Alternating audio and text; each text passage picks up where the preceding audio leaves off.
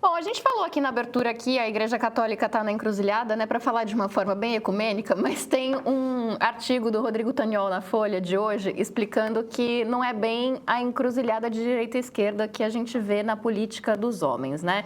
Ele diz o seguinte: raros se apresentam como de esquerda ou de direita. Poucas intervenções podem ser classificadas com clareza de reformistas ou tradicionalistas. Essas disputas em curso são, antes de tudo, eclesiológicas. Olha só, dizem respeito a modos distintos de compreender a estrutura, a autoridade e a missão da igreja. Não é simples, né, Pedro?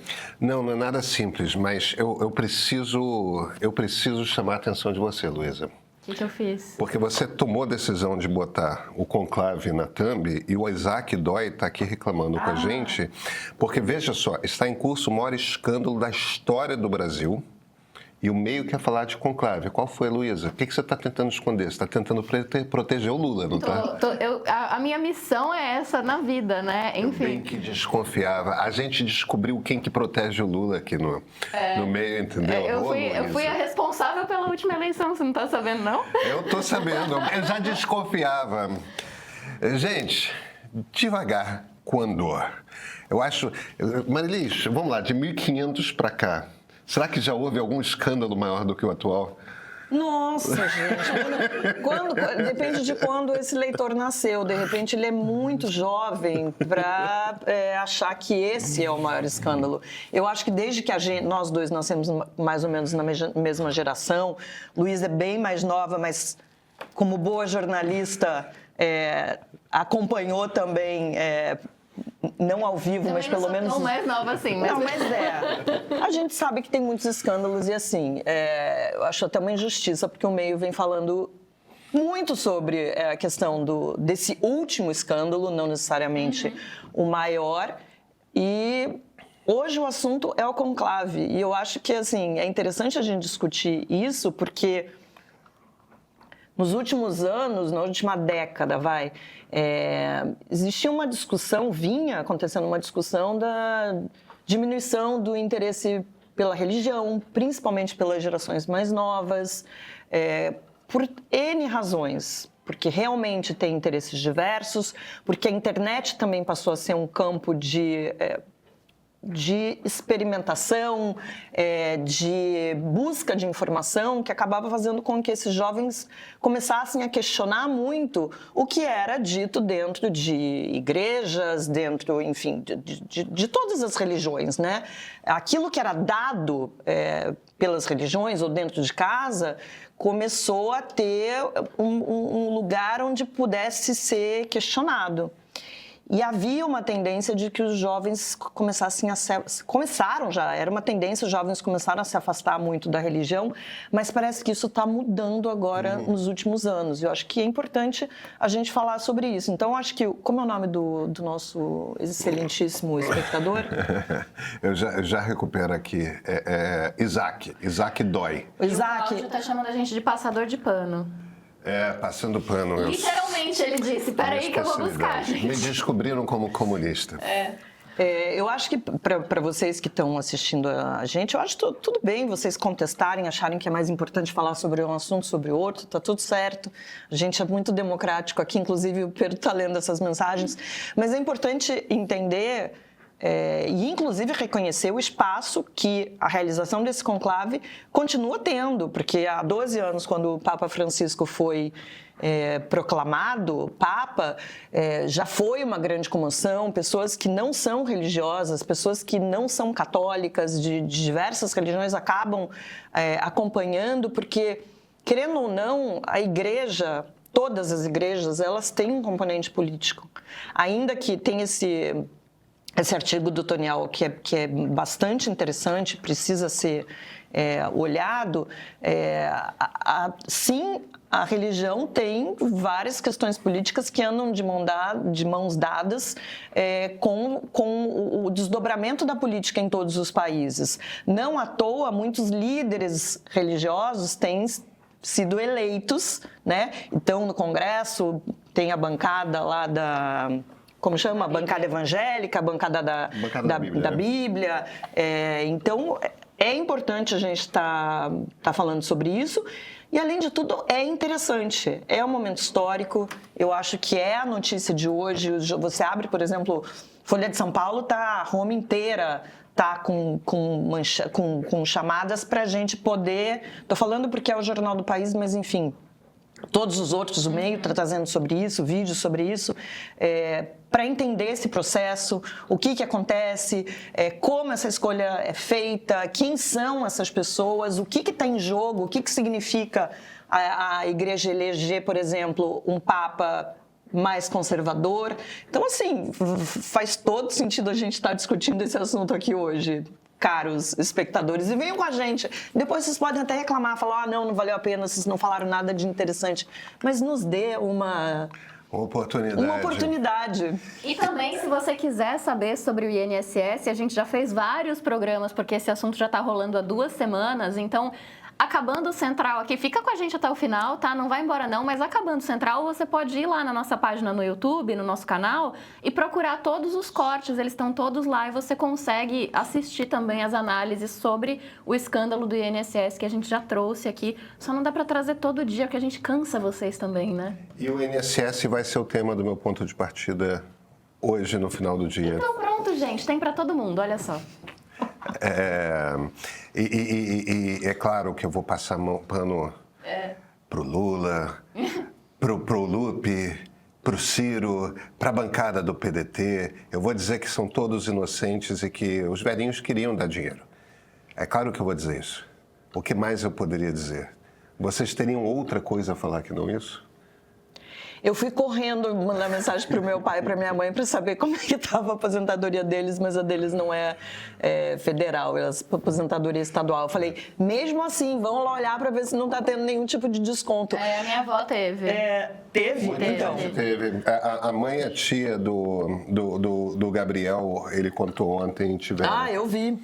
Muita gente. Eu vi. Muita gente. Então, assim, é um assunto que ninguém está ignorando, porque é um assunto que afeta todo mundo. Se você não tem ninguém na sua família, você conhece alguém que tem alguém na família que foi afetado por essa questão do INSS, e é um grande escândalo, gente. Vai ser olhado, vai ser, inclusive, explorado politicamente desde agora até o ano que vem, durante a eleição, e, assim, o que eu não estou vendo, né, a gente já vai voltar para a conclave, é o governo reagir... Eles estão ferrados. Oi? O governo está ferrado. Então, o governo reagir com a rapidez que precisava, né? Mas, enfim, vamos voltar para o conclave? Eu quero começar com um post muito, muito interessante de um padre americano chamado James Martin. Ele é um padre jesuíta e ele deu uma arrumada numa coisa que é o primeiro sinal que nós vamos ter a respeito de quais são as intenções políticas do próximo Papa, que vai ser um nome que ele vai escolher. Dependendo do nome que ele for escolher, a gente já tem uma pista do que ele pretende, de como que ele vê a principal diretriz do seu... Foi o caso do Papa Francisco, que vem de franciscanos. Que vem do Francisco de Assis, São Francisco de Assis, né? Que é aquela coisa do voto de pobreza e uma preocupação muito pastoral, né? Porque existe essa questão, o que o Papa quer ser? O Papa quer ser um Papa pastor, como Francisco e João Paulo II foram. João Paulo II foi um Papa pastor mais conservador, Francisco foi um Papa pastor mais progressista, mas é essa coisa do... ir à rua, estar com os devotos, estar com os fiéis. E pode ser um Papa mais da cúria, é um Papa que está mais preocupado com a estratégia da igreja, com a administração da igreja, com onde que a gente vai crescer, como que a gente vai crescer, como, digamos assim, um Papa mais administrador. Vamos lá, nomes que a gente pode vir a ter. Tem uns nomes que não são usados há muito tempo, que o significado moderno, tipo urbano, tem um monte de urbano. Mas esse é um nome de Papa que não é usado há muito tempo, então dificilmente a gente pode esperar isso. Agora, pode vir um Paulo VII. Se for um Paulo VII, Paulo VI era o Papa quando nós nascemos. Sim. Né? Paulo VI foi um Papa que sucedeu a João XXIII e terminou o Concílio do Vaticano II, que foi uma grande reforma nos anos 60 na Igreja. Então, Paulo VII certamente seria meio que um sinal de vendo o Francisco como um João 23 e vou seguir a obra de Francisco. Seria o mesmo sentido, a mesma coisa se a gente visse um João 24, um Francisco II. Se a gente for ver um João 24, um Paulo VII ou um Francisco II, a gente está claramente vendo alguém que vê como sua missão abrir mais a igreja. Quando eles falam abrir mais a igreja, parece uma coisa assim meio vaga, meio demagógica, mas o que eles querem dizer na prática é o seguinte... Parece que vai transformar a igreja numa coisa progressista, e não, né? Não é, a igreja é a igreja. Mas é você permitir que leigos trabalhem com mais frequência em cargos da administração da igreja. Que hoje a igreja é administrada essencialmente por cardeais e bispos. Eles são chefes, né, os executivos. E de vez em quando você convida leigos para participar. O Francisco tinha uma coisa que eles chamam... o pessoal do National Catholic Reporter, que é um jornal americano voltado para a comunidade católica de lá, falam de uma política sinoidal do Papa Francisco. A coisa do sínodo é justamente, o último sínodo que ele organizou era justamente essa coisa de abrir a igreja e trazer mais leigos. Por que é interessante essa coisa do trazer mais leigos para a administração direta da igreja? É o espaço para você botar mulheres na administração da igreja. Porque é muito difícil para a Igreja Católica, na boa, sendo realista, começar a ordenar mulher para celebrar missa, para ser padre.